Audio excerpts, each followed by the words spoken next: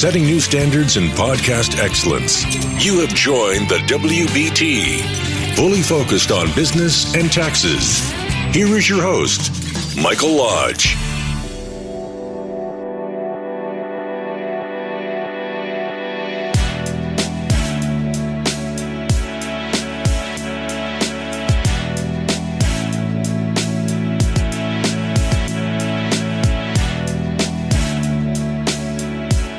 And welcome to the WBT. This is Michael Lodge. I am glad that you've joined me. Listen, I've been getting a lot of phone calls and a lot of questions, so we're going to go over that in our conversation this morning. I'll be right back. This is brought to you by Lodge & Co., a business and tax advisory firm where your success is our goal. Call us today toll-free at 888-681-1518 or visit us at www.lodge-co.com and learn more about what we can do for you. Lodge & Co., your source for sound business and tax services.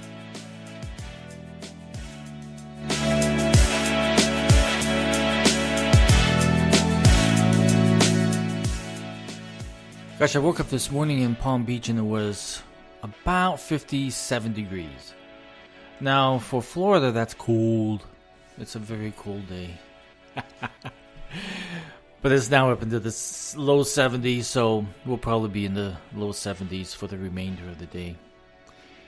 Gosh, I've been getting a lot of calls, and even myself, I've been getting calls on my cell phone. I don't know how people are getting my cell phone.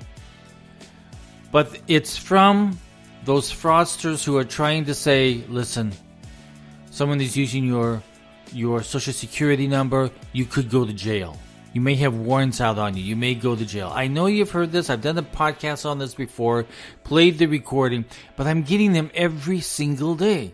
The other thing I'm getting is this call from, I think it's from a healthcare organization, and they will talk for just 10 words or less, and then they hang up on you.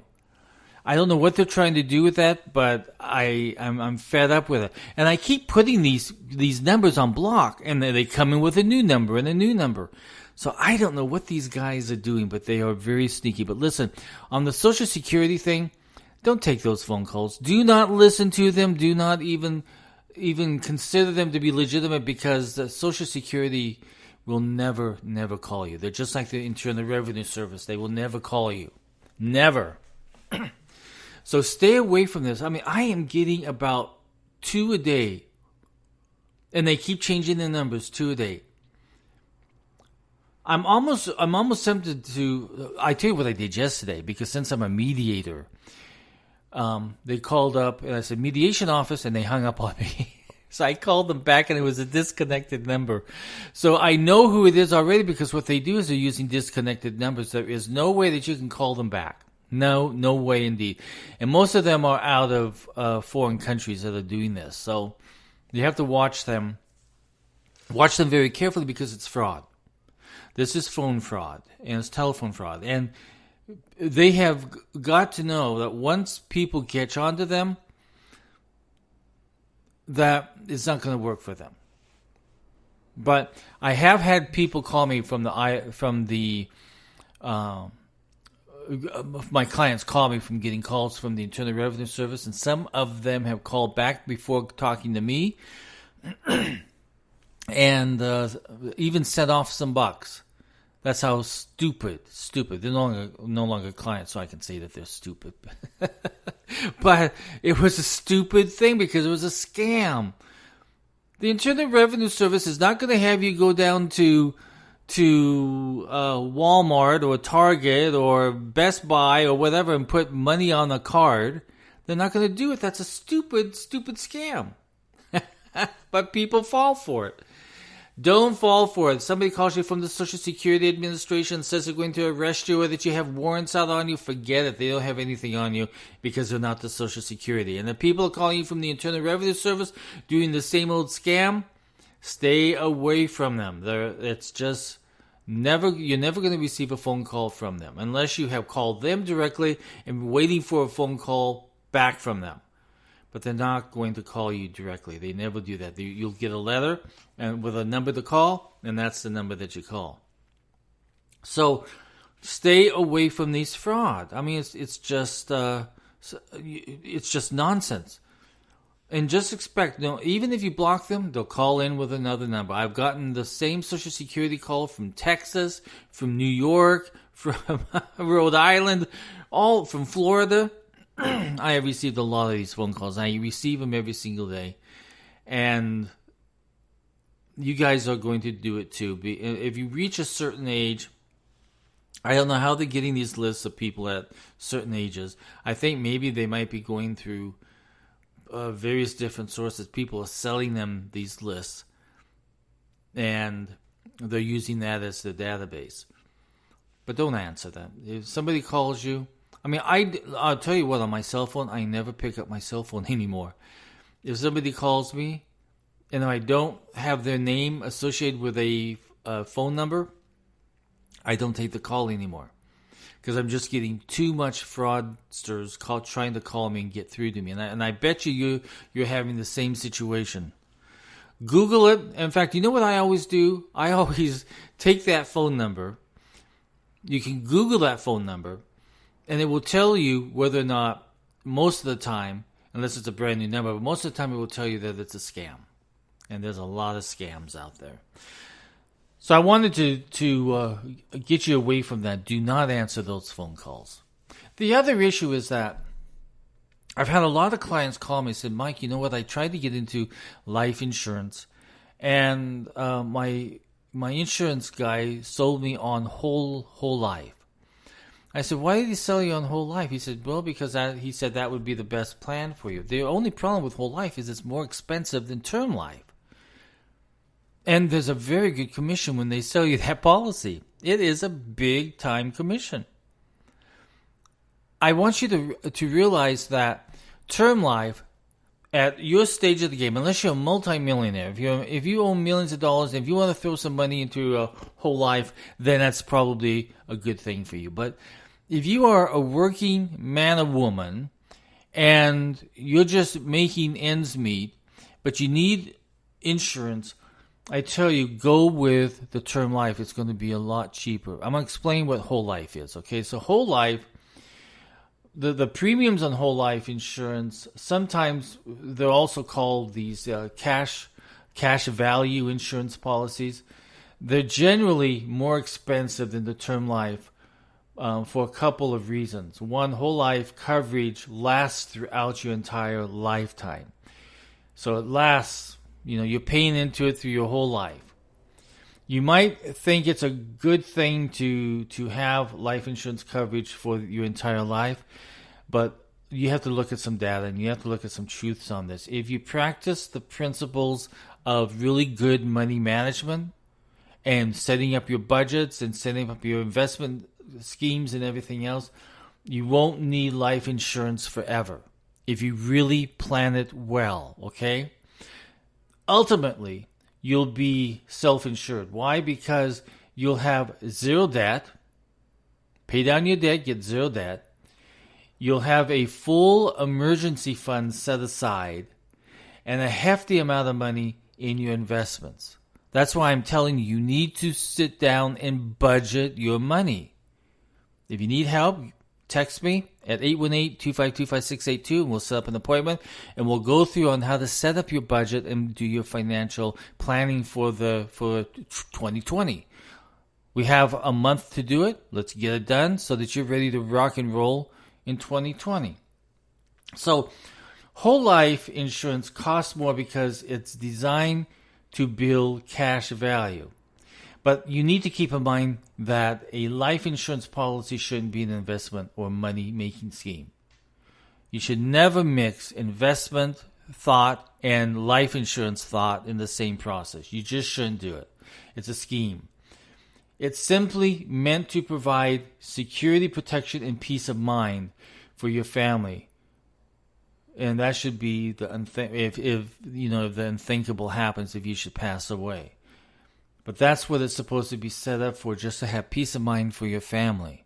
Never mix the investment side and the whole life side in the same package. You're wasting your money. In Dave Ramsey's book, he wrote The Complete Guide to Money. he made a statement in it, which is a true statement. It's 100% true. Life insurance has one job. It replaces your income when you die. That's all life insurance does, okay? There are far more productive and profitable ways to invest your money than using your life insurance plan. What sounds like more fun to you, investing in stock with a cutting-edge company or investing money in a plan that's all based on whether or not you kick the bucket, you pass away, you die, you keel over, whatever terminology you want to use, we think the answer is really pretty easy, and that is doing some really analysis of your financial side of your life. Okay? Now, I want to talk about what term life insurance is, because I think you need to know the how they work. So term life insurance provides life insurance coverage for a specific amount of time. So if you or your spouse passes away at any time during this term, usually 20 to 30 years, your beneficiaries, those you have selected to inherit your money, will receive a payout from the term life insurance policy. So term life insurance plans are much more affordable than whole life insurance. And the reason is because the term life policy has no cash value until you or your spouse passes away. In the simplest of terms, it's not worth anything unless one of you were to die during the course of the term of your policy. Then that's when you receive the money. Your family will receive the money. Your beneficiaries. Of course, the hope here is that you'll never have to use your term life insurance policy at all. But if something does happen, at least you know your family will be taken care of through this term life policy. Less costly and covers just a shorter period of time. So you plan that out, okay? So let's do some cost comparison on life insurance, just to have fun at this, okay? You have no place to go, so let's do this. So let's say a 30-year-old man has $100 per month to spend on life insurance. He shops it around and finds he can purchase an average of $125,000 in insurance for his family. From the whole life insurance agent, he'll probably pay, he'll pay through his nose, but he will hear a pitch for $100 per month policy that will build up savings for retirement, which is what a cash value policy is supposed to do. However, if he purchases 20-year term life insurance with coverage of $125,000, it will cost him only $7 a month instead of $100. You see the big difference there? Huge difference. So if he goes with the cash value, the other $93 per month should be added to his whole life insurance payout amount, right? Well, not usually. You see, there are expenses. All of the $93 per month disappears into commissions and expenses for the first 3 years. After that, the cash value portion of his policy will average a 1.5% return per year for a whole life guaranteed cash value policy, and that is according to the Consumer Reports. Worse yet, the savings he does manage to build up after being ripped off for years won't even go to his family when he passes away. The only benefit his family will receive is the face value of the policy, which was $125,000 in our example. But what if he invested that $93 per month for 20 years with a 10% rate of return? Excuse me. That would return into about $70,000 even better, if he invested for 30 years, it would turn into over $200,000. Now, we're talking about a lot of bang for your buck. You're not getting that in your whole life policy. You're getting it through another source of investment. So you have to think that process through, okay? I always tell my clients when they ask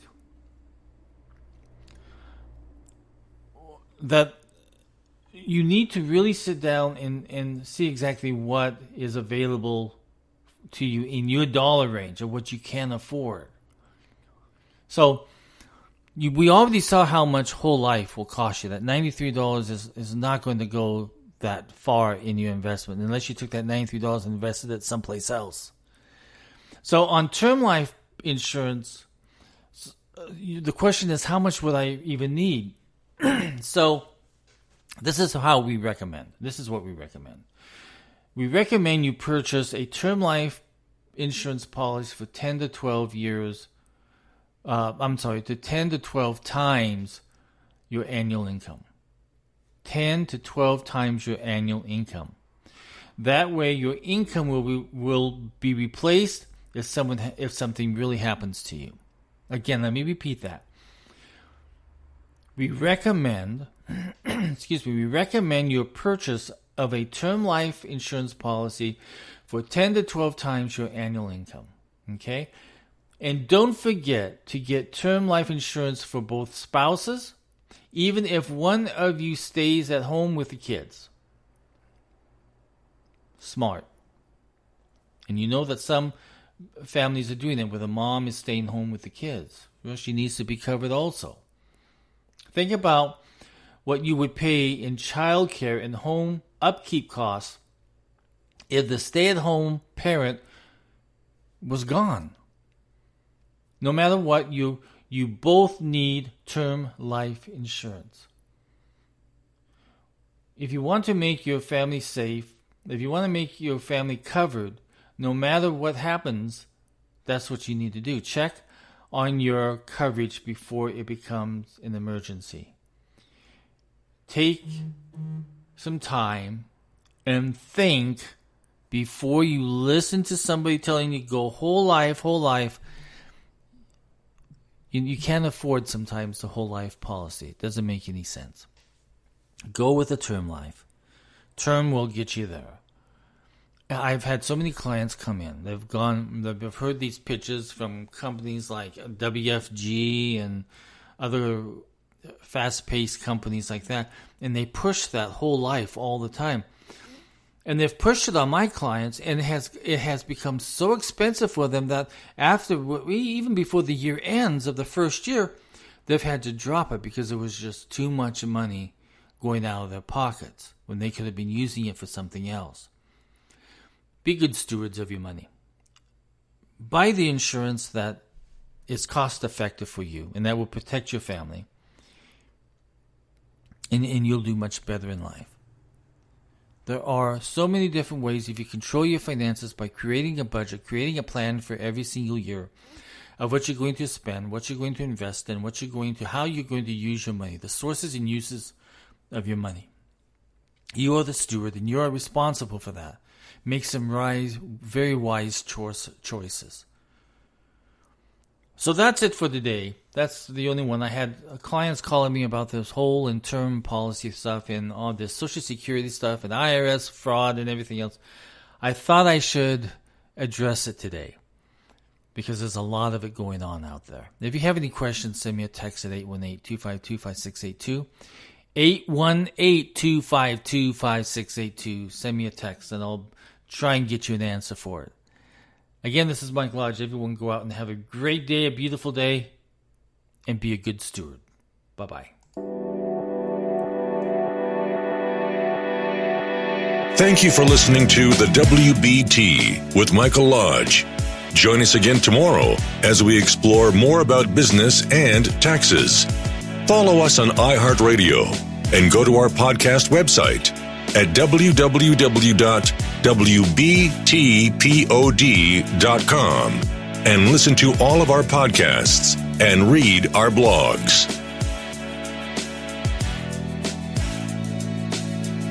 This podcast is produced by Michael Lodge, fully focused on content.